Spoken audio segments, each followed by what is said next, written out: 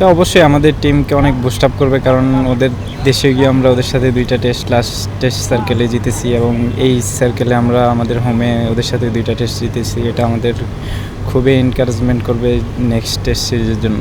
হ্যাঁ, আমাদের হয়তোবা ঈদের পরে টেস্ট টিমকে নিয়ে হয়তোবা ক্যাম্প থাকবে, ওইখানে আসলে কোচরা যে প্ল্যান দিবে কীভাবে ওইখানে হয়তোবা এক্সট্রা একটু বাউন্স থাকবে, ওই প্রিপারেশনটা হয়তোবা আমরা এখানে নেওয়ার চেষ্টা করবো আর কি।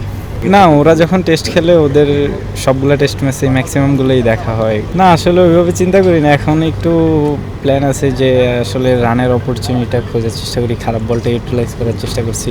আর জিম্বাবুয়ে সিরিজটা আমাদের জন্য খুব ইম্পর্টেন্ট হবে, কারণ ওইখানেও কিছুটা সিমিলার উইকেট থাকবে হয়তো অস্ট্রেলিয়ার মতো। সো ওইখানে যদি ভালো পারফর্ম করা যায়, ওইখানে যদি আমরা ম্যাচটা জিততে পারি, তাহলে ওইটা আমাদের টিম এবং আমার নিজের জন্য বুস্ট আপ হবে যে অস্ট্রেলিয়াতে যে ভালো করার। না, উনি অলওয়েজ খুব সাপোর্টিভ।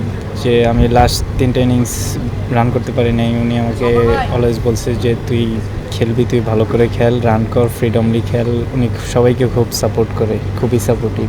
না, আসলে আমি একদম টেস্টের আগে থেকেও শর্ট লেগে প্রিপেয়ার, মানে এটা একটা লং টাইম প্রসেস ছিল যে টেস্টের আগে থেকে আমি প্র্যাকটিস করে আসছিলাম, একটা ক্যাচের অপেক্ষায় ছিলাম।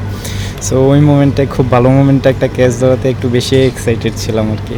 হ্যাঁ, অবশ্যই আমি এখন চেষ্টা করছি আরও বেটার কীভাবে নিজের ব্যাটিংটা করা যায়, আরও লং ইনিংস কীভাবে খেলা যায়। লাস্ট আয়ারল্যান্ড সিরিজে আমার 2টা ইনিংস খুব ভালো ছিল, পাকিস্তান সিরিজটা লাস্ট ইনিংসটা খুব ভালো ছিল। সো এটা আরও কীভাবে এই সিরিজে যদি আরেকটা ইনিংস ভালো করতে পারতাম তাহলে আমার জন্য আরও ভালো হতো, টিমের জন্য আরও ভালো হতো।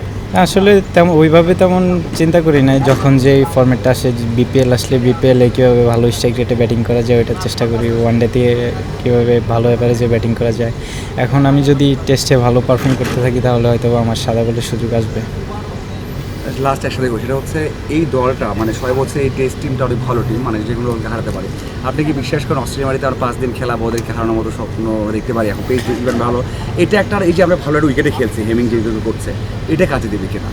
হ্যাঁ, অবশ্যই, কারণ আমরা দেখেন লাস্ট 4-5টা সিরিজ যখন আমরা দেশের মাটিতে খেলছি খুব স্পোর্টিং উইকেট ছিল, বাউন্স খুব ভালো ছিল, উইকেটে রান হয়েছে, বোলারও উইকেট নিয়েছে। সো আমি বলবো এটা খুব পজিটিভ দিক যে আমরা অস্ট্রেলিয়া যদি এই টাইপের উইকেট পাই আমাদের জন্য খুব ভালো হবে।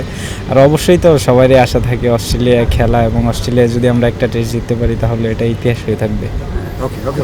অনেক সিরিজ জিতে তো সবাই চাই, আপনি ব্যক্তিগতভাবে মনে করেন কি বাংলাদেশ এখন যেহেতু বাংলাদেশ দল সব দিকে অনেক এই ডিপার্টমেন্টে অনেক উন্নতি করেছে, যে অস্ট্রেলিয়ার সাথে আমরা কম্পিট করার মতো এখন পর্যন্ত ওই পর্যায়ে পৌঁছেছে কিনা?